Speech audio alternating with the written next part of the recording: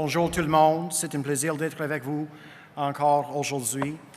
It's important for all of us to recognize that Ottawa is located on the traditional, unceded, and unsurrendered territory of the Algonquin and Anishinaabe peoples, who have inhabited and cared for these lands long before today. Jamie, Brian, everyone involved in organizing the conference, many thanks for all the hard work that has brought us together once again for the first time in 3 years. As Mayor Watson is so fond of saying, Ottawa is every Canadian's second hometown. So after 2 of the toughest, most stressful and difficult years we have collectively gone through, ladies and gentlemen, welcome home. J'espère que chacun aura l'occasion d'apprendre un peu, de socialiser beaucoup et d'admirer les sites de votre belle capitale nationale. Now, before being elected to the legislature, I served on Ottawa City Council for a decade, and on the Catholic School Board before that. I've lived local government most of my adult life, a level of government that too often goes overlooked. You don't often get the big headlines in the Globe and Mail and don't often lead the television news, but local government delivers the services that Ontarians rely on the most. From the moment we wake up in the morning to the moment we go to bed at night, we are constantly consuming local services. I turn on the lights in the morning and it's the local power utility. I brush my teeth at city water. I walk my son to school on city sidewalks and cross the street with the help of a city-funded crossing guard. I drive to work on city roads or on a city bus. I take my son to football practice at a city park and swimming lessons at the city rec center. Local government, local leaders are the ones that Ontarians rely on the most. It's a lot of work. C'est beaucoup de travail. C'est beaucoup de soirées et des week-ends de visiter sur le trottoir, des ventes de gâteaux et des foires communautaires. It takes you away from your family, from your friends, and the other important aspects of your life. So thank you for everything that you do. Alors merci pour tout ce que vous faites. Now, the municipal election is just around the corner.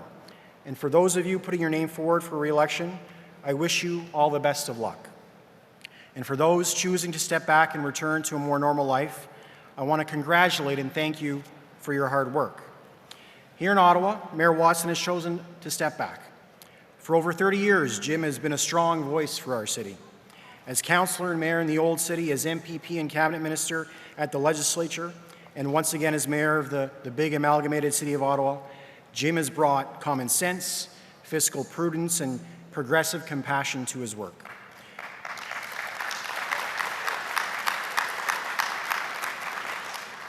On behalf of the entire Ontario Liberal Caucus, and I hope everyone here, Jim, thank you for the decades of service to our city and to our province.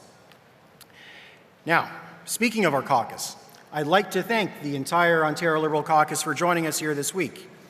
There are benefits to having a small caucus. We carpooled together. We upgraded the minivan. It was a great ride down the 401. It's really quite nice. You know, there's nobody to whip us into shape telling us how to vote. In fact, that's so popular, I understand the Tories are going to adopt that approach at the legislature. But in all seriousness, we know the situation we're in. Despite earning more votes than the official opposition, we've only have 8 seats in the legislature. And while our team might be small, it packs a mighty punch. We have an accountant and former board member of the Bank of Canada. We have a PhD in physics who is also formerly an executive director at Morgan Stanley. We have a lawyer who's passionate advocate for social justice and education. We have an MBA who's leading the way to combating gun violence in our largest cities. We have a former Toronto City Councillor who has an unparalleled record of building vibrant local communities. An emergency room physician who has seen the crisis in our healthcare system up close and is passionate about fixing it. And then you have John and I. So 3/4 of our caucus is quite exceptional. We are looking forward to getting to know all of you, to learn about the issues that are most important to you and to the communities that you represent and that you work for. We're looking forward to coming to your hometown to see firsthand the amazing work you're doing in your communities. We have a lot of work to do ourselves to reconnect with Ontarians, and that work will start on the ground in the communities that you represent. Now, there are a lot of issues facing cities and towns across Ontario. There's a lot of work to get done. an infrastructure gap that continues to grow, in part because it's old and chronically underfunded from Queen's Park, and in part because our climate is changing, and our roads and sidewalks, bridges and sewer systems have not been adapted to handle it. The once-in-a-generation storm now seems to happen every other year. Communities are being flooded out, neighborhoods and farms destroyed by violent windstorms. And not only is our infrastructure out of date to handle these events, but the government assistance and response after the fact hasn't kept pace with the ferocity and the frequency of these storms. The derecho that swept across Ontario, including here in Ottawa, is one of the costliest natural disasters in Canadian history. In Navan and Sarsfield, two villages just 30 minutes drive from here, farming communities were devastated. And despite promises and well wishes from those in power at Queen's Park, these farmers still don't qualify for disaster relief. We owe it to them, the women and men and their families who literally feed the prosperity of our province, to help them rebuild. We need them, and we need the government to get this done. The fact that in Ontario, there are tens of thousands of families and small businesses that don't have access to broadband that is reliable and affordable, an essential service in the 21st century, is mind-blowing. How do we expect to be globally competitive when our schools and homes and businesses can't access the internet? We need the government to get this done. There is a fiscal imbalance in the province, one where cities and towns do most of the work and provide most of the services that people rely on, but collect only a fraction of the taxes needed to pay for it. We've been talking about this problem for years, and now it's time to sit down, roll up our sleeves, and get the solutions to this problem done.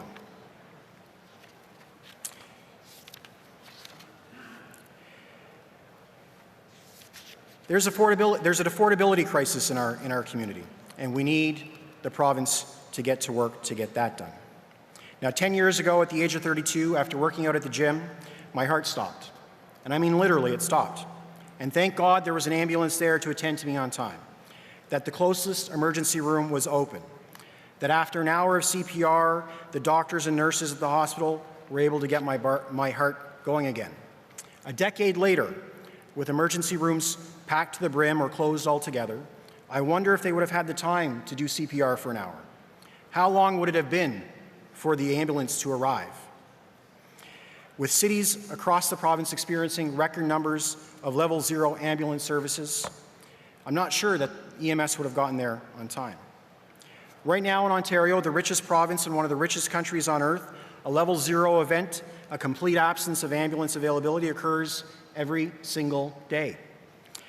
While level 0 is nothing new, it's happening far too often. Nous constatons que la crise dans nos hôpitaux, créée par le sous-investissement et le manque de respect pour les professionnels de santé, s'insinue dans nos services d'urgence, notre première ligne de défense.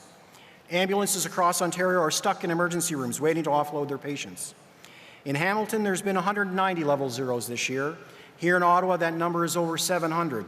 That's 3 times every day. If you need to be admitted to a hospital, the average wait in Emerge is 19 hours. In a province as rich as ours, when your loved one is suffering a heart attack or stroke, when your child is choking on Lego, you should be able to pick up the phone, call 911, and expect an ambulance to be at your door quickly to attend to you and your family. If you need to be admitted to the hospital, that you should expect that you aren't waiting in a wheelchair or lying on a gurney for the better part of a day. Ontario Liberals are going to be pushing the government, working with them where they'll let us and arguing with them when they won't, to implement the recommendation of experts, to address the HR issues in our hospitals, to keep our hospitals open, and to catch up on the backlog that has been created. We must ensure that our loved ones can get the treatment they need and deserve in an emergency, and that our OHIP card will always have more value than our gold cards.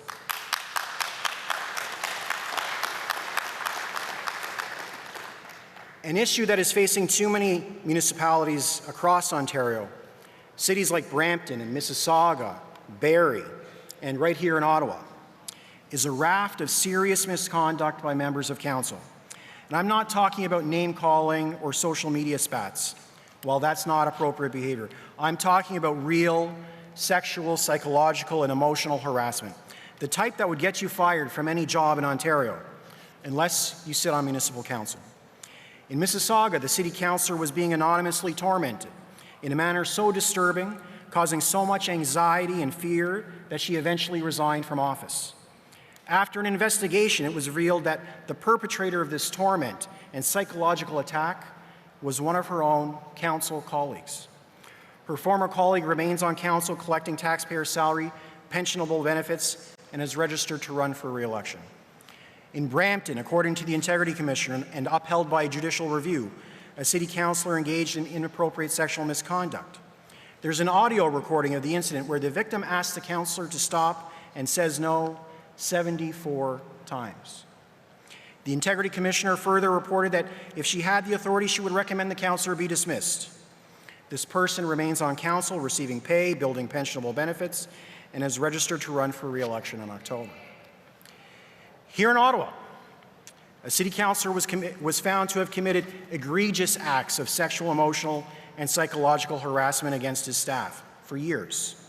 At least 6 different women have filed complaints against this councillor because they were pressured to do things like coming to work braless and in revealing tops, visiting nightclubs and strip clubs to recruit volunteers and collect information on political opponents, pressure to perform oral sex on strangers in exchange for money. This councillor remains in office collecting taxpayer-funded salary and pension benefits and is considering running for re-election in October. All 3 of these cases occurred in this most recent council term, and as you know, they're not the only ones. The councils who have had to deal with this egregious behavior have faced the question, why do these people still have jobs? Any other city employee, anyone who works at a bank, in a bakery, on a construction site, or in a hospital would have been fired for what they've done. There must be a process to remove bad actors, people who cause this level of hurt, to be removed from office.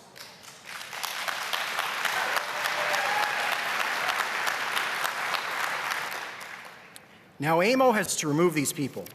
A pro-integrity commissioner and a judicial. I've introduced a bill to that effect in the legislature, Stopping Harassment by Local Leaders Act, in the spring unanimously, but the government failed to bring it to committee for a hearing or to the floor for 3rd reading. I reintroduced it just again last week, and my hope is that this time the government will give its fair hearing and a final vote to pass it into law. This isn't a partisan issue. It's not a question of being liberal or conservative. It's a question of right and wrong. It's a question about who has the moral authority to make life-altering decisions for our neighbors and who shouldn't. By maintaining positions of authority, these people do a disservice to us all and the work that you all perform. And it calls into question our values. So I encourage you to join this effort. Write, text, call your government MPP and encourage them to speak up in caucus. There are new cabinet ministers who have dealt with this firsthand in their previous roles. Call, text, and email them. Will their actions in government square with the advocacy of their past? Let's get this bill passed so that we can bring justice to the victims and repair the reputational damage these selfish people have brought to your noble work. We need the government to get this done. Ontario is the best province in the greatest country on earth. It's where I've called home my entire life. It's communities like Ottawa and others across the province that are prosperous and inclusive and vibrant, that are amazing places to live and raise a family. That is what makes up the Ontario that we all know and we all love. J'ai hâte de vous rencontrer au cours des prochains jours et des prochaines années dans la communauté où vous vivez. Merci pour tout vos travail dans nos communautés. Profitez de la reste de la conférence. Enjoy the rest of the conference. Merci. Thank you very much.